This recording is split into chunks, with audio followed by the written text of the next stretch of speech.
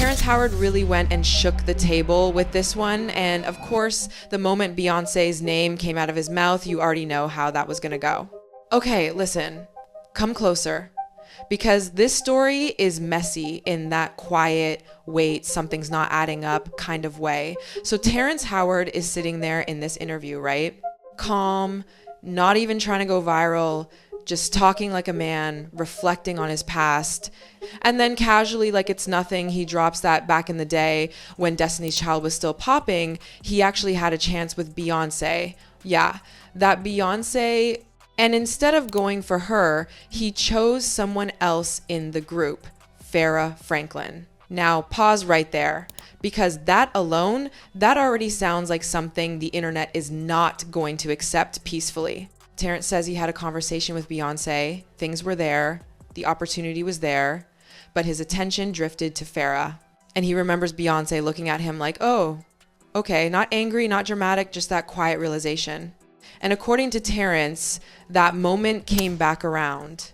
Because years later, at the 2005 BET Awards, Beyonce pulls him on stage during her Cater to You performance, sits him down, and does that whole intimate dance right in front of him.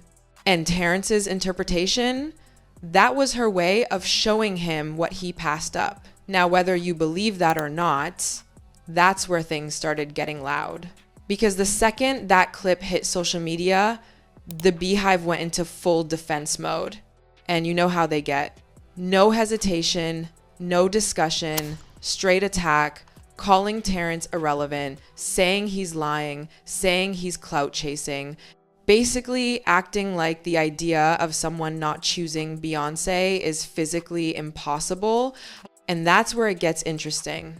Because if you actually sit and watch the full interview, Terrence wasn't bragging, he wasn't flexing, he wasn't even trying to make Beyonce look bad. He was just answering a question like someone telling an old story, but the reaction, way bigger than the story itself. And that's when you start noticing something. It's not just about Beyonce, it's about how people see Beyonce.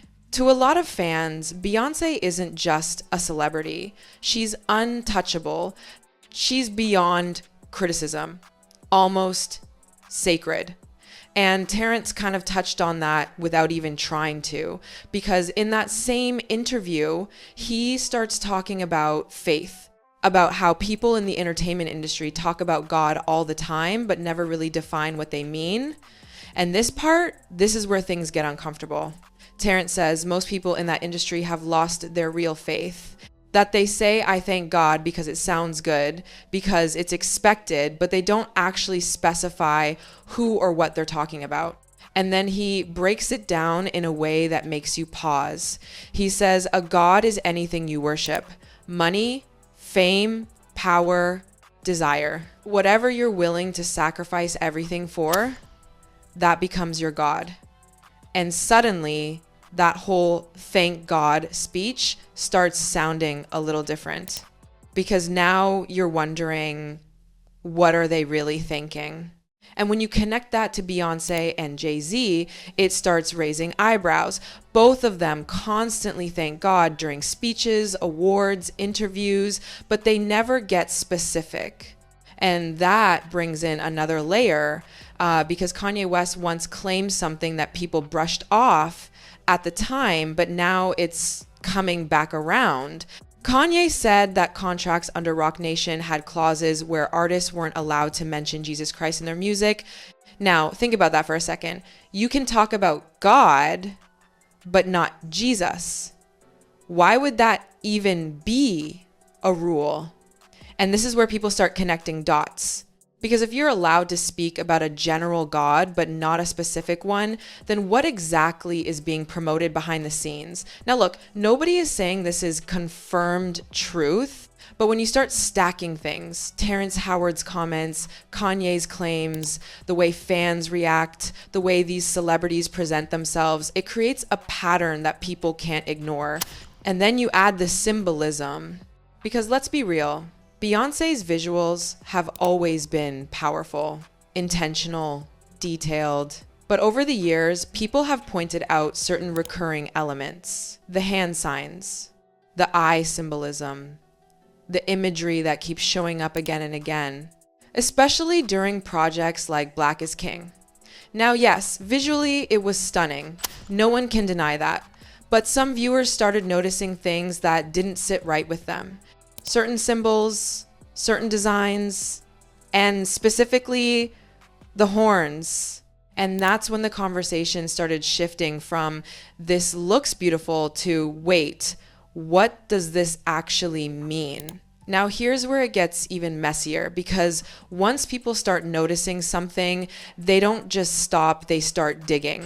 And when they went back and rewatched Beyonce's performances, videos, visuals, suddenly those little details didn't feel so little anymore, like those horn symbols. At first, people brushed it off. Oh, it's just fashion, it's just art, it's just creative direction. But then others stepped in and said, hold on, that specific horn imagery, that's not just random, that has been tied for years to something much deeper. And that's when the name Baphomet started getting thrown around. Now, if you've been anywhere near the internet, you already know that word comes with a whole storm attached to it. The goat-headed figure, the symbolism, the whole elite worship narrative that keeps popping up every few years. And suddenly people are looking at Beyonce like, wait, why does this keep showing up around her? Now again, nobody is saying there's proof of anything. But when you see the same imagery repeating across different projects, different performances, different eras, people start asking questions. And not just random people either. Even some pastors came out and said those symbols don't align with traditional African culture the way people were claiming, that they resemble something else entirely.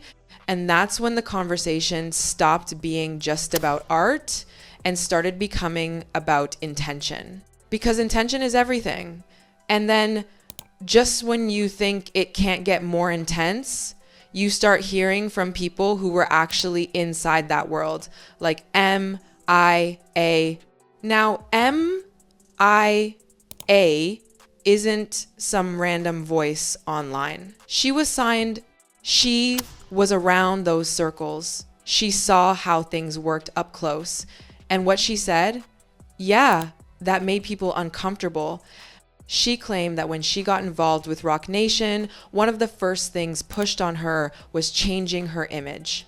Plastic surgery, a different look, a different presentation. But it didn't stop there. She talked about being pressured into things she didn't believe in, things that crossed her personal boundaries, ritual-like concepts, covering herself in substances, wearing certain symbols, doing things that, in her words, didn't feel right just to sell music. And she refused. Now, whether you believe her or not, the fact that she walked away instead of playing along, that made people listen a little more closely. Because usually, when someone is lying for clout, they lean into the industry, not step away from it. And this is where the conversation gets darker. Because once you start combining Terrence Howard's perspective, MIA's claims, and the visuals people are pointing out, it creates this bigger picture that's hard to ignore. And then people bring in Cat Williams. Now, Cat has been talking crazy for years, let's be honest, but every now and then he says something that makes you pause. He talked about rituals, about how whether people want to believe it or not, there are systems in place that reward people who follow certain paths. And according to him, it's not about feelings, it's about results. That's what stuck with people, because if something works, a lot of people won't question it. Now take that idea and look at Beyonce and Jay-Z. Their rise has been different.